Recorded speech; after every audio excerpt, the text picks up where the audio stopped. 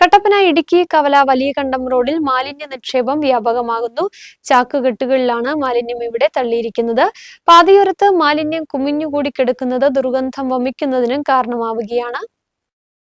കട്ടപ്പന ഇടുക്കിക്കവല ക്ഷേത്രത്തിന് പിൻഭാഗത്തുകൂടി വലിയകണ്ടം മേഖലയിലേക്കുള്ള പാതയോരത്താണ് മാലിന്യ നിക്ഷേപം വ്യാപകമാവുന്നത്. ചാക്കുകെട്ടുകളിലാണ് മാലിന്യം ഇവിടെ തള്ളിയിരിക്കുന്നത്. ഏതാനും നാളുകളായി സാമൂഹ്യ വിരുദ്ധർ മാലിന്യം തള്ളുന്ന പ്രധാന ഇടമായി ഇവിടെ മാറിയിരിക്കുകയാണ്. കഴിഞ്ഞ ദിവസം മാലിന്യ നിക്ഷേപം നടത്തിയത് ചോദ്യം ചെയ്ത ആൾക്ക് മാലിന്യം നിക്ഷേപിച്ചവരുടെ ഭാഗത്തു നിന്ന് ഭീഷണി ഉണ്ടാവുകയും ചെയ്തിരുന്നു.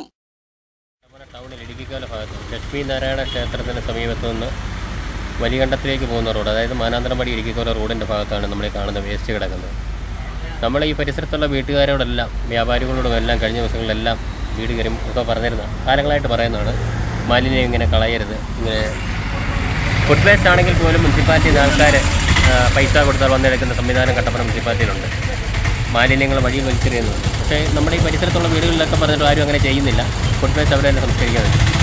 നിർഭാഗ്യവശാൽ കഴിഞ്ഞ പ്രസവ വ്യാഴാഴ്ച ഇവിടെ ഇങ്ങനെ ഈ സംഭവം നടക്കുകയും വേസ്റ്റ് കൊണ്ട് ഇവിടുന്ന് സമീപത്ത് ഒരു വീട്ടിൽ നിന്നും വേസ്റ്റ് കൊണ്ട് ഇവിടെ വാടകയ്ക്ക് താമസിക്കുന്ന ആളുകൾ ഇട്ടപ്പോൾ ഈ പ്രദേശവാസി എന്നുള്ള നിലയിൽ ഒരു പയ്യൻ അവരോട് പറഞ്ഞു, ഈ കാണിക്കുന്ന മോശമാണ്, നിങ്ങളിങ്ങനെ ചെയ്യരുത് എന്ന് പറഞ്ഞപ്പം അവർ സംഘം ചേർന്ന് അദ്ദേഹത്തെ ഭീഷണിപ്പെടുത്തി അദ്ദേഹത്തെ ഇവിടുന്ന് ഓടിച്ചു വിടുകയുണ്ടായി.